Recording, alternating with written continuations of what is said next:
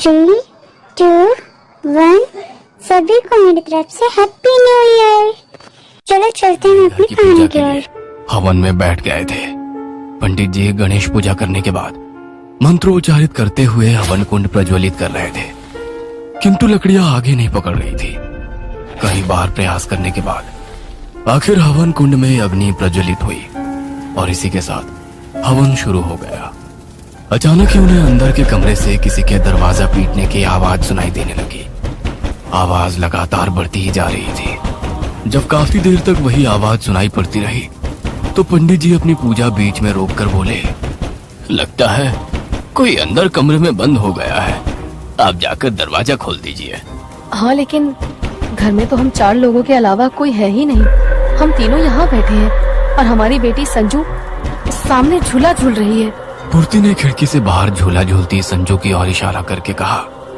पूर्ति की बात सुनकर पंडित जी फिर से मंत्र पढ़ने लगे और एक बार फिर से दरवाजा खटखटाने की आवाज आने लगती है। साथ ही किसी के रोने की आवाज भी सुनाई दे रही थी। मेरे कहने से आप एक बार देख आइए, कोई तो जरूर अंदर है, ये मेरा वहम नहीं हो सकता। पंडित जी की बात सच ही थी। दरवाजे पीटने की आवाज तो लगातार उसे भी सुनाई पड़ रही थी। इसीलिए वो उठकर अंदर गई और सभी कमरों का दरवाजा खोलकर चेक करने लगी। पवन, तीनों कमरे चेक कर लिए, कोई नहीं है। छोड़ो भी, कोई पड़ोस में शोर कर रहा होगा, तुम पूजा में बैठो। पवन के कहने से पूर्ति फिर से पूजा में बैठ जाती है। पूजा खत्म होने के बाद, बेटा थोड़ा सावधान रहना, आपके साथ छोटा बच्चा है और ये घर मुझे कुछ ठीक नहीं लग रहा। इतने सालों में कभी किसी के यहाँ मैंने इतने अपशकुन एक साथ होते नहीं देखे। आपका नारियल, यहाँ तक कि गंगा जल भी काला और बदबूदार हो गया था। जब मैं पूजा का जल आपके घर में छिड़क रहा था तो एक कमरे में मुझे करंट जैसा झटका महसूस हुआ। मुझे तो लगता है जरूर इस घर में कोई नकारात्मक ऊर्जा है। देखिए पंडित जी, हम पूजा पाठ में तो मानते हैं, लेकिन प्लीज इस तरह का वहम मत डालिए मेरी पत्नी के दिमाग में।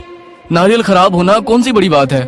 पवन की बात सुनकर पंडित जी बिना कुछ कहे वहां से चले जाते हैं। पूर्ति और पवन की शादी को 8 साल हो गए थे, लेकिन उनकी गोद अभी तक सूनी ही थी। अपनी सूनी गोद को भरने के लिए उन्होंने शेल्टर होम से एक बच्चा गोद लेने का मन बना लिया था।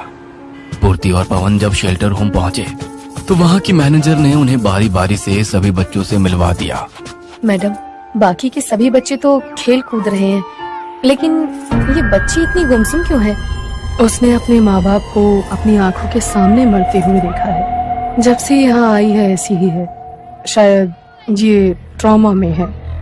पवन, देखो ना, इस नन्ही सी बच्ची ने छोटी सी उम्र में कितना बड़ा दुख सहा है। हम इसे ले चलते हैं, हमारे साथ रहेगी तो शायद नॉर्मल हो जाएगी। पूर्ति और पवन उस छोटी बच्ची संजू को अडॉप्ट कर लेते हैं। संजू को घर आए अभी 2 दिन ही हुए थे कि पवन का ट्रांसफर एक नए शहर में हो गया। नए शहर में आकर पवन ने एक मकान किराए पर ले लिया था। पवन, नया मकान है और हमारी बेटी भी अभी अभी घर आई है। क्यों ना इस मौके पर हम एक पूजा रखवा लें? घर की शुद्धि भी हो जाएगी और संजू को भगवान का आशीर्वाद भी मिल जाएगा। पूर्ति ने घर में पूजा रखवा तो ली थी, लेकिन पूजा वाले दिन से ही घर में कुछ न कुछ अजीब हो रहा था। संजू भी अभी तक किसी से सहज नहीं हुई थी। वो पूरा दिन ना तो हंसती ना बातें करती, बस बाहर गार्डन में झूले पर झूलती रहती। पवन, हम संजू को संभाल तो पाएंगे ना? वो तो बिल्कुल बात ही नहीं करती है, कुछ भी कहो तो बस घूरती रहती है।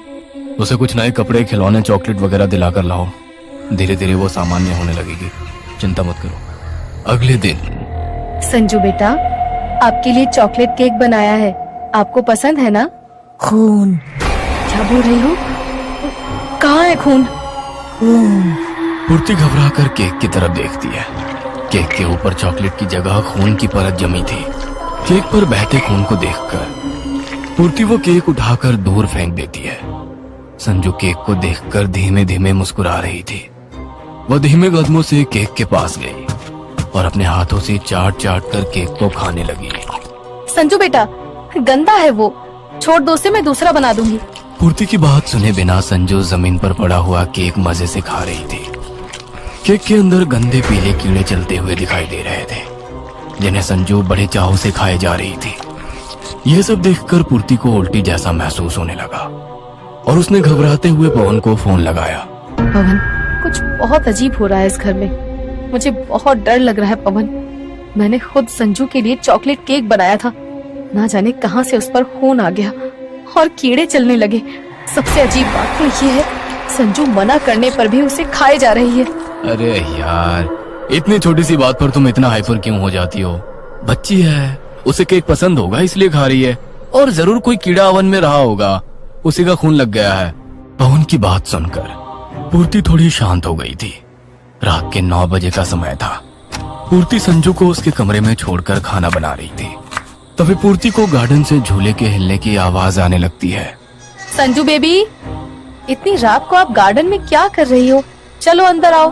पूर्ति ने खिड़की से देखा कि संजू झूले पर बैठी हुई कुछ खा रही है। पूर्ति संजू के पास पहुंचकर देखती है कि उसके हाथ में मांस का टुकड़ा है, जिसे वो चॉकलेट की तरह आराम से झूलते हुए खा रही थी। उसके मुंह, हाथ और कपड़ों पर खून लगा हुआ था। संजू, ये क्या खा रही हो? छी, ये कहां से मिला तुम्हें? पूर्ति के इतना कहते ही संजू ने उंगली से इशारा किया।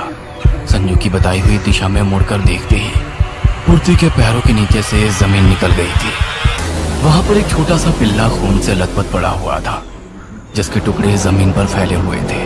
ये देखकर पूर्ति की सांस उखड़ने लगी। उसने तेजी से संजू का हाथ पकड़ा और घसीटते हुए उसे घर के अंदर ले आई। संजू के कमरे में पहुंचने पर पूर्ति ने देखा कि संजू तो अपने कमरे में बैठी कलर कर रही है। एक पल को तो उसे अपनी आंखों पर यकीन नहीं हुआ। ऐसा कैसे हो सकता है? उसकी आंखों के सामने हूबहू 2 संजू खड़ी थी। पूर्ति ने झटके से संजू का हाथ छोड़ा और अपने कदम पीछे हटाने लगी, इससे पहले कि वो कमरे से बाहर निकल पाती। कमरे का दरवाजा एक तेज आवाज के साथ बंद हो गया। दोनों संजू उसके ठीक सामने खड़ी हुई थी और गुस्से से उसे घूर रही थी। संजू बेटा, आप कहाँ आओ? संजू बेटा, मम्मा के पास आओ। संजू। पूर्ति संजू को पुकार रही होती है कि तभी बाहर से पवन की आवाज सुनाई देती है। पूर्ति, संजू, कहाँ हो दोनों? पूर्ति। पवन की आवाज आते ही संजू के कमरे का दरवाजा अपने आप खुल गया था। पूर्ति दौड़कर कमरे से बाहर निकलती है और पवन का हाथ पकड़कर जोर जोर से रोने लगती है। पूर्ति, होश में आओ, क्या हुआ? संजू कहाँ है? पूर्ति घबराते हुए उंगली से संजू के कमरे की ओर इशारा करती है। पवन अंदर जाकर देखता है कि संजू कमरे में ड्राइंग कर रही है। क्या हो गया है तुम्हें? वो तो आराम से ड्राइंग कर रही है। पूर्ति पवन को सारी बात बताती है, लेकिन पवन उसकी बात का विश्वास नहीं करता। ये सब उन पंडित जी का किया धरा है। उन्होंने ही तुम्हारे दिमाग में वहम डाल दिया है। और पूर्ति, वहम का कोई इलाज नहीं होता है।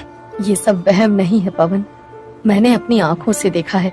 इस घर में कुछ है, मैं महसूस कर सकती हूँ। हर पल कोई साया मेरे साथ साथ चलता है। मैं जितना भी इस बात को झुठलाऊं, मेरा यकीन और पक्का होता जा रहा है। मेरा यकीन करो, हमारी बच्ची खतरे में है। उसने पहले ही बहुत कुछ झेला है, अब हम इसके साथ कुछ बुरा नहीं होने देंगे। अच्छा ठीक है, तुम शांत हो जाओ, खाना लगाओ, मैं संजू को लेकर आता हूँ। जल्दी ही कोई और घर देखकर उसमें शिफ्ट करने की कोशिश करेंगे। पूर्ति जाकर खाना लगाने लगती है। पवन कमरे में संजू को लेने जाता है। संजू को गोद में उठाते हुए पवन की नजर उसकी ड्राइंग बुक पर पड़ती है। संजू ने जो ड्राइंग बनाई थी उसे देखकर पवन के हाथ पैर ठंडे पड़ने लगे थे। संजू ने झूला झूलते हुए एक भयानक राक्षस की तस्वीर बनाई थी, जो अपने हाथों से मांस खा रहा था। पवन संजू को सीने से चिपकाकर दौड़ते हुए पूर्ति के पास जाता है। पूर्ति, ये देखो, शायद तुम सही थी, मुझे माफ कर दो। मैं नहीं जानता कि ये सब क्या है, लेकिन कुछ तो गलत हो रहा है यहाँ। 3 साल की बच्ची ऐसी ड्राइंग क्यों और कैसे बनाएगी? मेड रेखा को फोन लगाओ, वो तो शायद पिछले कई सालों से यहाँ काम करती थी ना, उसे जरूर पता होगा ये सब क्या है। रेखा तो बस एक ही दिन काम पर आई, उसके बाद मुझे उसका कुछ पता नहीं है। क्या रेखा काम पर नहीं आ रही है? हाँ, मुझे लगा उसके परिवार में कुछ इमरजेंसी होगी। फोन लगाओ उसे। पूर्ति मेड रेखा को कॉल करती है, लेकिन उसके फोन की रिंग उन्हें अपने घर से ही सुनाई देने लगती है। पवन, रेखा के फोन की रिंग तो अपने ही घर से सुनाई दे रही है। 2 दिन से वो छुट्टी पर है, तो क्या 2 दिन से उसका फोन हमारे घर में छूटा हुआ है? रिंग की आवाज का पीछा करते हुए वे स्टोर रूम तक पहुंच जाते हैं। स्टोर रूम का दरवाजा खोलते ही एक गंदी बदबू का भपका उनके दिमाग को झकझोर। किसी ने इसको नोच नोच कर खाया है। जल्दी चलो यहाँ से, अब हम यहाँ एक पल भी नहीं रहेंगे। पवन के इतना कहते ही संजू उनकी गोद से उतरकर रेखा के पास खड़ी हो जाती है और गुस्से में नाम में गर्दन हिलाने लगती है। पूर्ति तुम जाओ, मैं संजू को लेकर आता हूँ। पूर्ति तेजी से कमरे से बाहर निकलती है, तभी कमरे का दरवाजा अंदर से बंद हो जाता है। पवन जल्दी आओ, क्या हुआ पवन, कुछ तो बोलो। दरवाजा बंद होने के बाद अंदर से कोई आवाज सुनाई नहीं दे रही थी। पूर्ति को कुछ समझ में नहीं आ रहा था, वो कहाँ जाए, किससे मदद मांगे। दौड़ते हुए वो घर से बाहर निकलकर सीधे पंडित जी के पास पहुंचती है और उन्हें सारी बात बताती है। मैंने आपको पहले ही सावधान किया था कि वो घर सही नहीं है। आपकी बेटी कब से ऐसी हरकतें कर रही है? क्या इस घर में आने से पहले वो बिल्कुल सही थी? वो दरअसल मेरी बेटी नहीं है, हमने उसे गोद लिया है। उसका पास तो मैं भी नहीं जानती, हमारे पास तो वो 1 सप्ताह पहले ही आई है और पहले दिन से ही ऐसी गुमसुम सी है। तो चलिए सबसे पहले शेल्टर होम चलते हैं। आखिर ऐसा क्या हुआ था जिसकी वजह से वो ऐसी हो गई है? मैम, हमने संजू को अडॉप्ट किया है। मैं जानना चाहती हूँ कि उसके बायोलॉजिकल पेरेंट्स कौन थे और उनकी मौत कैसे हुई थी। सॉरी पूर्ति जी, ये हमारे नियमों के खिलाफ है। हम किसी भी बच्चे के बायोलॉजिकल पेरेंट्स के बारे में आपको नहीं बता सकते। आपको बताना ही होगा। मेरे पति की जान खतरे में है और मेरी मेड रेखा, उसकी जान पहले ही जा चुकी है। ओह माय गॉड, इसका मतलब जो भी अफवाह संजू के बारे में थी वो सब सच थी। प्लीज मुझे पूरी बात बताइए। मैं भी यहाँ पर अभी 1 महीने पहले ही आई हूँ। मुझसे पहले यहाँ पर जो मैनेजर थी उसकी भी अजीबोगरीब हालत में लाश बरामद हुई थी। शेल्टर होम में रहने वाले बच्चे कहते हैं कि संजू कुछ जादू टोना जानती है। एक बार किसी बच्चे ने उसका मजाक बनाया था, अगले ही दिन उस बच्चे का पैर टूट गया था। इसी तरह अगर कभी भी कोई उसे कुछ कह दे तो उसके साथ कुछ न कुछ अनहोनी जरूर हो जाती थी। एक दिन यहाँ की मैनेजर ने उसे कमरे में अकेले बैठकर हंसते हुए देखा। इसके बाद वो संजू पर नजर रखने लगी। एक दिन डिनर के समय सभी बच्चे डाइनिंग रूम में बैठकर डिनर कर रहे थे। मैनेजर ने देखा कि संजू डाइनिंग रूम में खाना खाने के लिए नहीं आई है। वो चुपके से उसके कमरे में गई तो पाया कि वो छिपकली और चूहे मारकर उन्हें चॉकलेट की तरह चबा चबा कर खा रही थी। उस दिन मैनेजर को गुस्सा आ गया और उसने संजू को काफी डांटा। कहते हैं उसके अगले दिन ही मैनेजर की लाश उसके कमरे से बरामद हुई थी। उस दिन के बाद से यहाँ तरह तरह की बातें होने लगी। कोई कहता है कि संजू जादू टोना करती है, तो कोई कहता है कि उस पर शैतान का साया है। पुराने मैनेजर की मौत के बाद यहाँ मेरी नियुक्ति हुई और मैंने संजू के अजीब बर्ताव के कारण उसे एक मनोवैज्ञानिक के पास भेजना शुरू किया। डॉक्टर भार्गव ने ही मुझे बताया कि संजू का अजीब व्यवहार एक शॉक रिस्पॉन्स बिहेवियर के कारण है। अगर उसे प्यार और अच्छा माहौल मिले तो शायद उसकी हालत में सुधार आ जाए। बस इसीलिए मैंने उस बच्ची को आपको दे दिया। इतना सब होने के बाद आपने एक बार भी हमें ये सब बताना जरूरी नहीं समझा? क्या आपने जानने की कोशिश नहीं की कि उसके माता पिता की मौत कैसे हुई थी और आपके पास आने से पहले क्या वो एक सामान्य बच्ची थी? मैडम, जब वो यहाँ लाई गई थी तब वो 1-2.5 साल की नन्ही सी बच्ची थी। रिकॉर्ड्स के मुताबिक उसके पेरेंट्स शहर के ही सिविल लाइंस एरिया में एक बंगले में रहते थे। एक सुबह उसके माता पिता मरे हुए पाए गए थे। उनका मर्डर कैसे हुआ, किसने किया, ये पहेली आज तक सुलझ नहीं पाई है क्योंकि घर का दरवाजा अंदर से बंद था। क्या आप उस बंगले का एड्रेस मुझे दे सकती हैं? प्लीज आप वेट करिए, मैं अभी रिकॉर्ड्स में से आपको देती हूँ। संजू के बंगले का एड्रेस लेकर पूर्ति वहाँ पहुँच जाती है और आस पड़ोस में पूछताछ करने लगती है। बेटा, यह घर नहीं है, मुर्दा घर है ये। यहाँ जो भी आया कभी आबाद नहीं हुआ। कई साल पहले यहाँ एक सन की औरत रहती थी।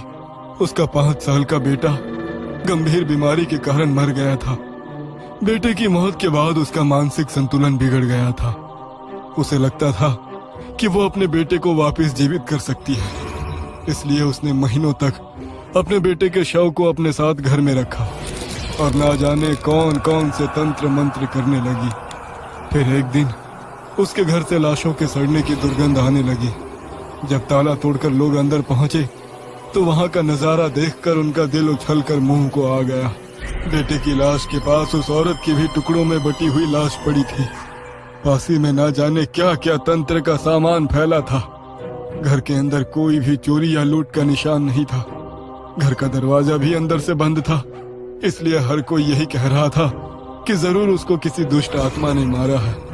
पुलिस ने भी इस केस को सुलझाने की कोशिश की, लेकिन कोई हल नहीं निकला। सालों तक ये घर यूं ही खाली पड़ा रहा। फिर इस घर को किराए पर देने की कोशिश शुरू हुई, लेकिन कोई भी किराएदार यहाँ एक रात भी नहीं टिक सका। अगले ही दिन सब यहाँ से भाग खड़े होते थे। आसपास के लोग तो इस बंगले को भूतिया मानने लगे थे। फिर एक दिन सुनने में आया कि एक परिवार ने यह बंगला खरीद लिया है। बंगले की साफ सफाई कराने के बाद वे लोग यहाँ रहने आ गए।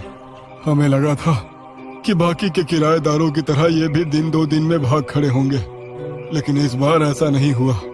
वे लोग आराम से इस बंगले में रहने लगे। जब 6 महीने तक वे लोग यहाँ रहते रहे तो हम भी यही समझने लगे कि शायद वो बुरा साया इस घर से हट गया है, लेकिन ये हमारी भूल थी। उनके घर काम करने वाली बाई ने बताया कि उनकी छोटी बच्ची कोई नॉर्मल बच्ची नहीं है। वो अकेले में कमरे में हंसती है, बातें करती है। 2 साल की बच्ची कुछ अजीब अजीब सी शक्लें बनाने वाली भयानक स्केच बनाती है और हमेशा अलग थलग सी रहती है। वे दोनों पति पत्नी दिन भर काम के सिलसिले में बाहर रहते थे, इसलिए उनकी बाई ने उन्हें बच्ची की हरकतों के बारे में बता दिया। इस घटना के कुछ ही दिनों बाद उन दोनों पति पत्नी की लाश इसी घर से बरामद हुई थी। इस बार भी घर का दरवाजा अंदर से बंद था और उन दोनों की लाश इतनी बुरी हालत में मिली थी कि लगता था शरीर की एक एक हड्डी टूट चुकी हो। पूरे घर में खून ही खून फैला हुआ था और उनकी बेटी संजू बड़े आराम से पास में बैठी हंस रही थी। पुलिस ने केस दर्ज करके छानबीन करने की बहुत कोशिश की, लेकिन कुछ हाथ नहीं आया। इस घटना से पड़ोसी रिश्तेदार इतने डर गए थे कि कोई भी संजू की कस्टडी लेने के लिए आगे नहीं आया और अंत में पुलिस ने उसे शेल्टर होम भेज दिया। हो ना हो, मुझे तो लगता है अपने बेटे को जिंदा करने के लिए उस सन की औरत ने गलती से किसी शैतान को बुला लिया था, जिसने उसकी भी जान ले ली। बरसों तक वो शैतान इस घर में कैद था, लेकिन जब एक छोटे बच्चे का कोमल शरीर उसे मिला तो उसने उसी को अपना घर बना लिया। वो लड़की संजू कोई बच्ची नहीं है, शैतान है वो शैतान, जिसने अपने खुद के माँ बाप को भी नहीं छोड़ा। संजू की पूरी कहानी सुनने के बाद पूर्ति का सर चकरा रहा था। मेरे पवन की जान खतरे में है। पवन, तुम कहाँ हो? जल्दी से बाहर आओ। पूर्ति देखो, हम यहाँ आइस पाइस खेल रहे हैं, तुम हमें ढूंढो। पूर्ति दौड़ते हुए इस कमरे से उस कमरे में ढूंढने लगती है। प्लीज पवन, जल्दी बाहर आओ प्लीज। पूर्ति को पवन और संजू की हंसने की आवाज़ें सुनाई देती है। देखो, हम ऊपर छत पर हैं। पूर्ति दौड़ते हुए छत पर जाती है। सामने उसे पवन छत की रेलिंग पर खड़ा हुआ दिखाई देता है। पूर्ति उसे नीचे उतरने के लिए बार बार कहती है। उसकी पूर्ति की ओर देखते ही वो छत से नीचे कूद जाता है। पवन, नहीं, ये नहीं हो सकता। पवन, पवन। पूर्ति रो रही होती है। तभी दरवाजे की ओट से संजू सामने आती है और उसे देखकर मुस्कुराने लगती है। अचानक ही पूर्ति के हाथ और पांव ऐंठने लगते हैं, जैसे कोई उन्हें मरोड़ रहा हो।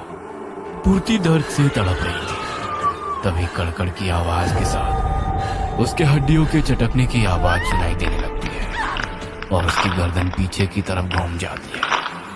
पूर्ति का बेजान शरीर जमीन पर गिर चुका था और संजू फिर से अपने कमरे में जाकर शैतानी ड्राइंग बनाने लगी थी। अगले दिन पुलिस ने केस सुलझने तक संजू की कस्टडी वापस शेल्टर होम को दे दी थी।